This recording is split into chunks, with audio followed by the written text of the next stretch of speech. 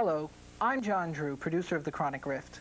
For the past year and a half, we've had the pleasure of bringing to you some of the top names in science fiction, fantasy, and comic art. People such as Ben Bova, Ellen Datlow, Jody Lynn Nye, Gary Gygax, P.M. Griffin, Peter David, Wendy Pini, and a whole lot more. We're not finished yet. Our upcoming holiday episode will feature an interview with fantasy writer Marion Zimmer Bradley. Upcoming episodes will deal with such topics as the fantasy of Shakespeare, the television works of Kenneth Johnson, and European comics. Now, in the last few weeks, Andrea and Keith have been telling you about a grab bag contest. I'm going to be honest with you, the response has not been all that great. It's very simple. Just send in your name, address, and an optional evening phone number on a postcard to us here. First prize is anything we can get our hands on, and as you can see, that's quite a lot.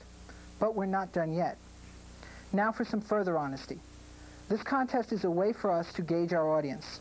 We know you're out there. We've spoken to you at conventions, on the phone, through the mail, and even here at the studio. We need to know, though, if you're still watching.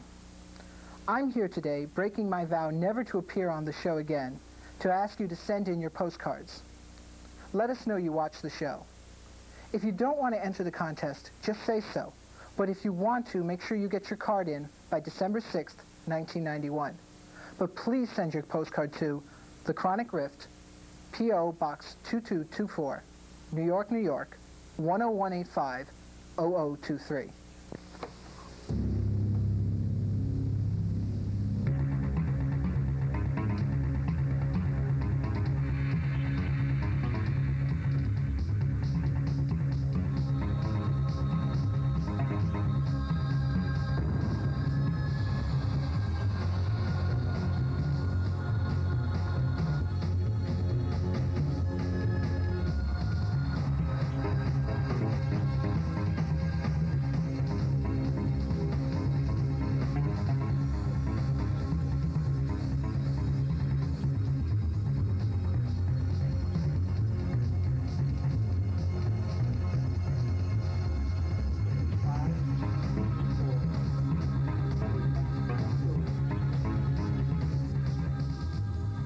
Hi, I'm Keith DeCandido. And I'm Celeste Hotaling Lyons. Andrea Lipinski's off tonight.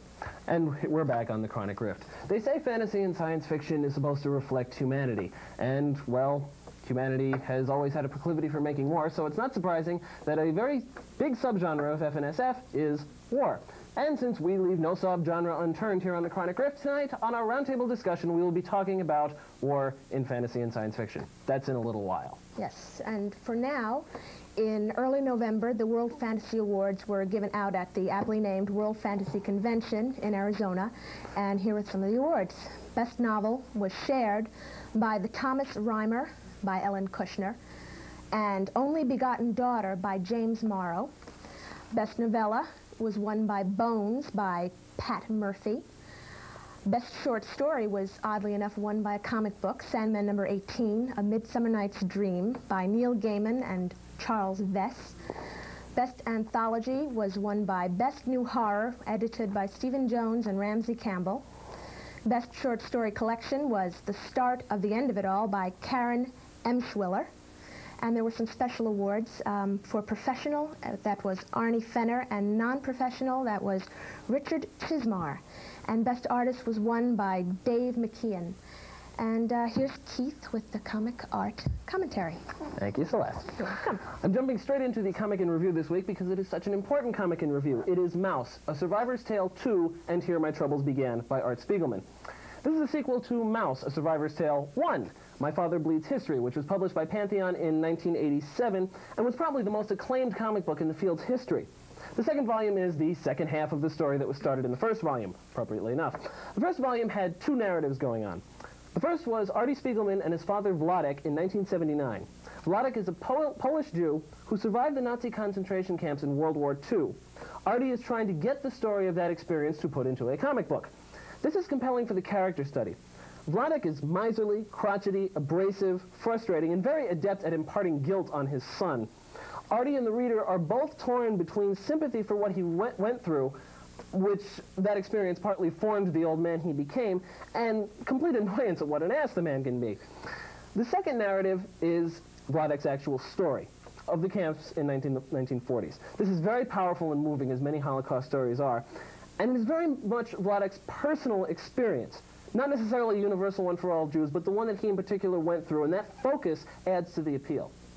The second volume has these two narratives going along, and there's a third tacked on in one chapter which takes place in the late 1980s. It is Art Spiegelman composing this second volume, his father having died years before, and the first volume having received such incredible public and critical acclaim. He feels guilty for profiting on his father's misery. He wonders whether the animal metaphor in the book works. And he experiences the frustration of trying to convey something that he cannot completely understand, not having experienced it firsthand. The animal metaphor you probably know if you've heard anything about Maus. Spiegelman draws people as animals in the book. Jews are mice, Poles are pigs, Germans are cats, Americans are dogs, French are frogs, etc.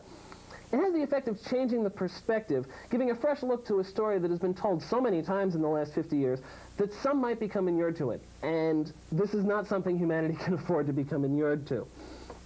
Still, the metaphor can be problematic. For example, Spiegelman isn't sure how to draw his wife, Françoise Mouly, who is French, but who converted to Judaism when they got married. He eventually decides to draw her as a mouse. He also draws people in animal masks in the late 80s portion of the narrative, which sort of helps add to the confusion and also distances it from the rest of the story. The two books are among the most important books published in the last 10 years, period, genre notwithstanding.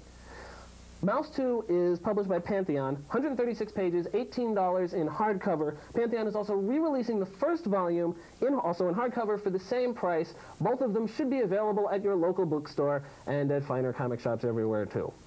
That's it for Comic Art Commentary this week. Next week, I will be reviewing a collection of Ben Ketcher's Julius Knipple real estate photographer strip that runs in the New York Press. It's called Cheap Novelties, The Pleasures of Urban Decay. Back to you, Celeste. Thank you. And now for something completely different.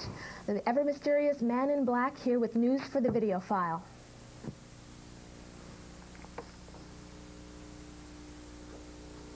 Hi, I'm the Man in Black, and this is the video report. Recently available in comic book stores is Clutch Cargo Volume 2 and Zillion the Burning. The Burning is a special episode that takes place after the Noza War storyline currently being released. Coming soon from Streamline, Space Angel Volume 2 and Colonel Bleep Volume 2. Later this year, or possibly early next, Twilight of the Cockroaches and the Lensman movie. December 11th, Arnie will be back. That's the street date for Terminator 2, the biggest film of 1991. Releasing at $99.95, this will be a rental only for at least a year. Sales of previously viewed copies will be brisk in January. Check your local video store. Coming next January, Harrison Ford in one of his most riveting performances in Regarding Henry. If you didn't see this one in the theaters, folks, rent it. Also on the Ford front, Mr. Ford has been tapped to play Jack Ryan in the upcoming techno-thriller Patriot Games. This is much better casting for Tom Clancy's main character than the departed Alec Baldwin. Want to talk about films that go straight to video? How about Critters 3? That's right, you are what they eat. How about Scanners 2, or Dollman, starring Tim Thomerson of Transfers fame? Both Dollman and Transfers are appearing in comic shops more than in theaters. Back to animation. Just in time for Christmas, Pirates of Dark Water, The Saga Begins. 90 minutes, affordably priced at $29.95. Coming December 3rd, also never theatrically released, Tales from the Dark Side 2. 5 more Tales of Woe for $89.95. I'm the Man in Black, and that's the video report. Barrett Strong and Norman Whitfield wrote in the 1968 song lyric, War, what is it good for? One possible answer might be fantasy and science fiction. From H.G. Wells' infamous The War of the Worlds, to Robert A. Heinlein's controversial Starship Troopers, to Jerry Pournelle's Falkenberg books, war has been a very consistent theme in the genre, whether armored warriors on horses brandishing their swords, or high-tech soldiers in spaceships brandishing their high-energy weapons. With me and Celeste to discuss the wild and woolly world of war, say that 10 times fast, are, over on the right next to Celeste, Jim Baen, founder, editor-in-chief, and publisher of Baen Books, one of the largest publishers of military SF. Over on my left is S.N. Lewitt, author of such books as Dancing Back and Cyber Stealth. And remotely by phone, we have Mr. David Drake, author of such books as Surface Action and Ranks of Bronze. Hi. Hello. Here we all are. This question would be either for you, Sharian, or for you, David. Whichever one of you jumps in first can take it. Do you consider yourself a writer of science fiction who uses war as a tool, or a writer of war stories who uses science fiction as a tool? I'm definitely a science fiction writer who sometimes uses war as a tool. There's no question whatsoever. How about you, David?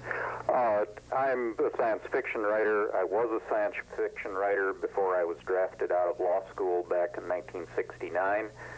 When I got back, I began writing science fiction, which in some cases was science fiction about war.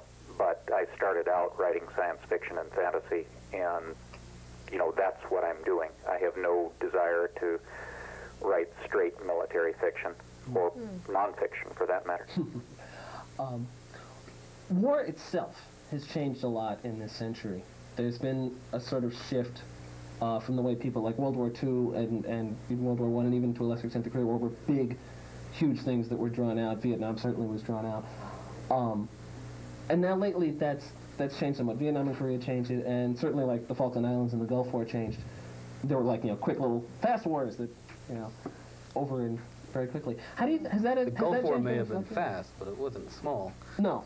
The entire military ground assets of the United States were devoted to it, or not entirely, but an incredibly large chunk of them. Personally, I felt rather insecure while they were there. But do you think those changes have reflected in the war that has appeared in the fiction? Oh, sure. You don't see a lot of fiction with massed armies as a backdrop. It tends to be rather more up close and personal now.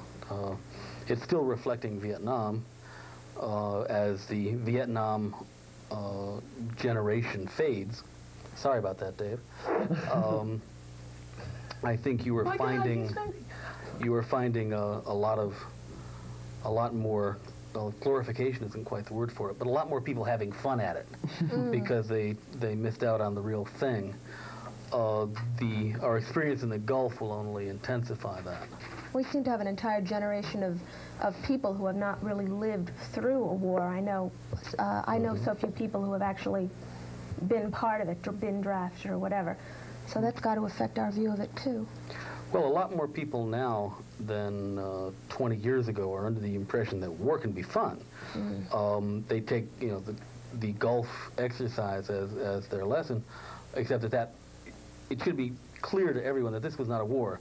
This was a live fire exercise in which the other side did not shoot back. Not a war.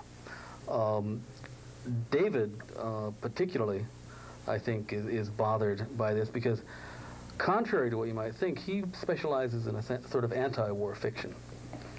I will occasionally, you know, publish things and look for things that do tend to present it in a better light, but David's fairly bitter on the subject. Right, Dave? Yeah, well, there's a lead-in if ever I heard one. Yes, and I just about heard it. Would you run that by me a little louder? I'm sorry. Basically, Jim was saying that you are a little bitter about war and tend to be more of an anti-war writer. I am very bitter about war. I think most of the people who've been in one, and that certainly includes Jerry Pournelle, are very bitter about war. The thing that I would like to say is that the sort of wars that people write about are kind of depend on whether they've been in one or not, which is not to say that people ought to have to, you know, be in the middle of one to write about it, but the difference between writing about something you've read about and writing about something you've been in is not insignificant. And I also think that the type of war that a person who's been there writes about is the one that he's been in. That is, I followed the Gulf War with considerable interest, and I've read about World War II and this sort of thing. But when I'm writing about the military, I'm basically writing about Vietnam. Someone who wasn't in a particular place may have a wider grasp of, you know, what's possible and what's going to come than somebody who's, well, I won't say traumatized, but sort of frozen in a place by reality. I would like to say, as one of the generation who has not fought in a war, and also being of a gender that until recently was not involved in the front lines, that I still feel very strongly about what David says. I tend to write anti-killing books, I think, but also about war as I know it, which is as a Washingtonian who has had certain ties to the political and terrorist and anti-terrorist community, especially the Arab world, and some experiences with another form of, say, urban guerrilla warfare, which is frequently undeclared war, but certainly has been raging in our airports for several decades. What's the difference between that and simple gangsterism?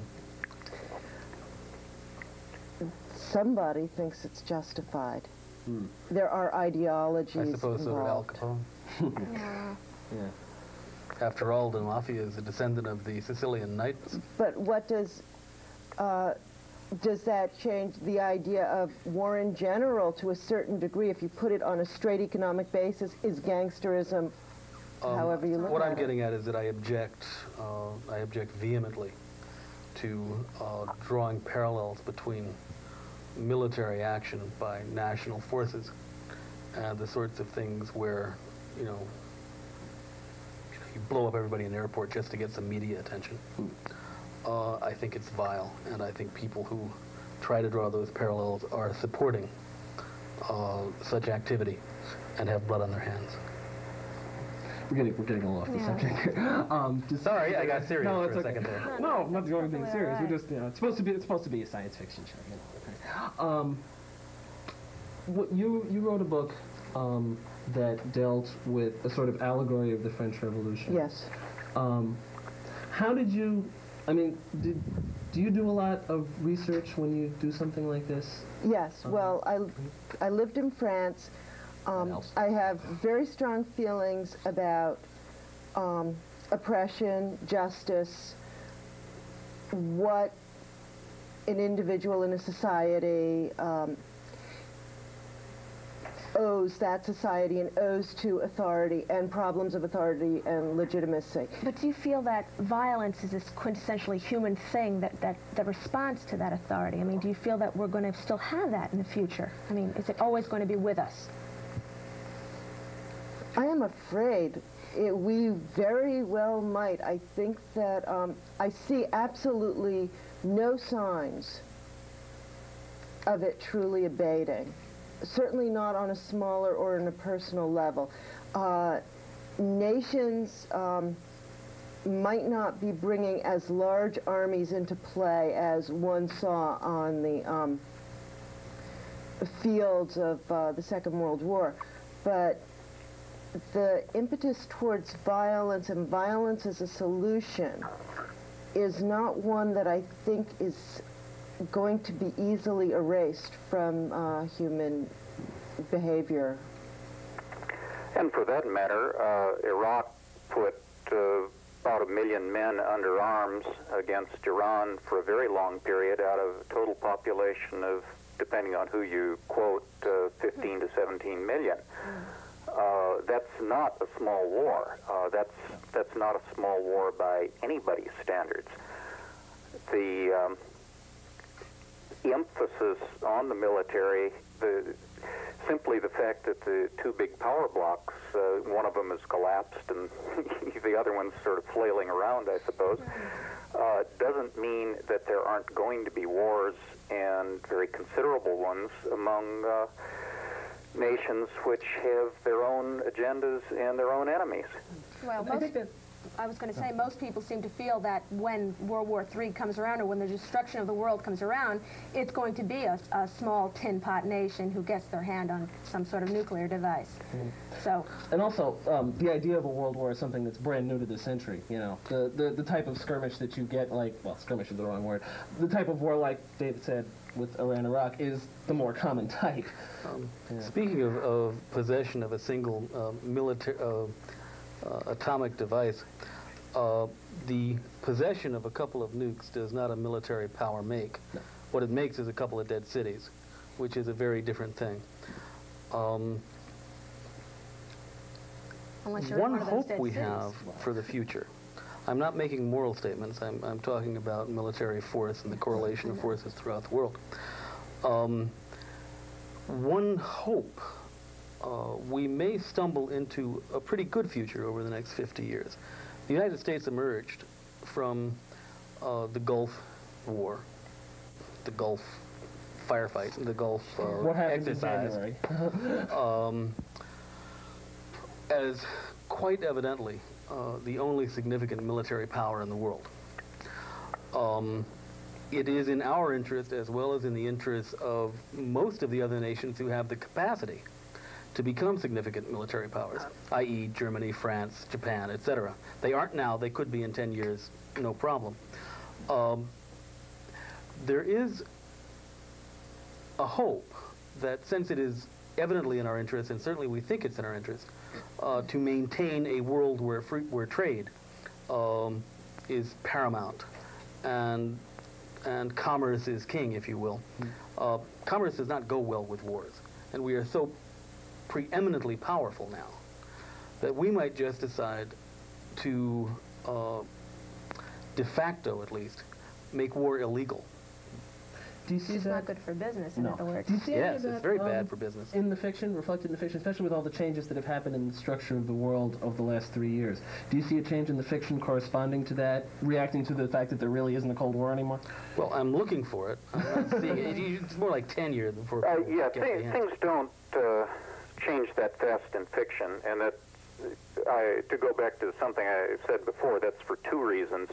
One, the people who haven't been there are always the ones who are the slowest to catch up on their history, and the people who have never get out of where they were.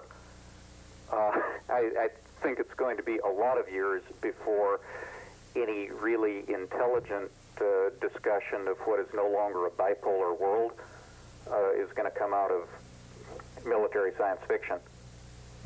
That may be cynical. Is that cynical, Jim? Yeah. Well, it's cynical, but I'd say that actually, on deep analysis, David, I think I'm about the only one who is really well positioned because I was in the Army, but I got out just before the Vietnam thing got large. Mm-hmm. So I can see both sides of this question. I'm joking. Nobody laughed, but I was joking. We all Well, took it seriously. you know, when you say something that isn't true, Jim, I'll call you on it. All right. One other thing about the Gulf thing is that it seemed like science fiction in some ways. You got all these high-tech things, these little laser things going around. Do you think that the reality is starting to catch up to the fiction in a sense? Oh, I hope not. I hope that we can think up much more interesting technology for them to invent. I think that's perhaps one of the mainstays of military science fiction, and one of the reasons why people enjoy using that as a setting or reading about it, whatever their personal viewpoints or moral stand on the issues, is because the technology is so much fun. It's great tech. Another way of putting it is that, yes, indeed, science fiction is catching up with the technological reality of current war. And it always will be catching up. Yes. And it never will catch. Yes. We're up to about 1950 now, I think. I try to keep it up to about 1975, but Right. yes. No, that's something I've noticed. I do research in things like International Defense Review, which is, you know, mostly for fun. But I've found that just by using stuff in, you know, stories that are set many centuries in the future, if I simply use things that are in the open literature now, I will amaze people with my intelligent extrapolation. Well, it's not extrapolation. I mean, this is hardware that's on the ground now. But readers tend not to realize just how extremely advanced the people who are really doing the work with the hardware are. Okay, we have to wrap it up. We're getting the wrap it up signal now, Dave. Sorry to cut you off. Thank you very much for coming on, all of you. This has been pretty lively. The lion labored. And yeah, I know. Please don't forget to write in. Write in. You heard John before. Write in. Enter the contest. Write in. Write in. Write in. Write in. Next week we're going to be talking about Isaac Asimov. We were going to have Isaac Asimov's wife on. We're going to have a couple of other people, including Martin Greenberg. We'll also have Orenthal Hawkins and his couch potato salad. And thank you. Andrea will be back. And Andrea will be back. Thank you also, this wonderful person, for filling in here.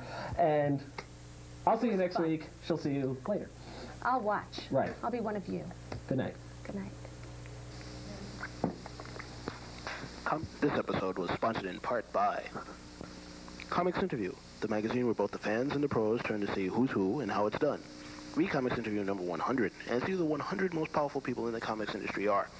For a free catalog, write to Comics Interview, 234 Fifth Avenue, Suite 301, New York, New York, 10001. The Omega Zone, a store specializing in comic books and video movie rentals, including science fiction, horror, animation, and cult films you won't find at your local video store. Now at a new location, 258 West 15th Street, between 7th and 8th Avenues in Manhattan. Telephone 212-645-6941. Daw Books Incorporated, publishers of high-quality fantasy, science fiction, and horror since 1971. For a free catalog, write to Daw Books Incorporated, 375 Hudson Street, Department T, New York, New York, 10014. Applause Books, publishers of the newly released Terminator 2 Judgment Day movie book, written by T2 director James Cameron and William Wisher. It contains over 700 photos from the film. You can learn more about the movie and see scenes that were cut from the film.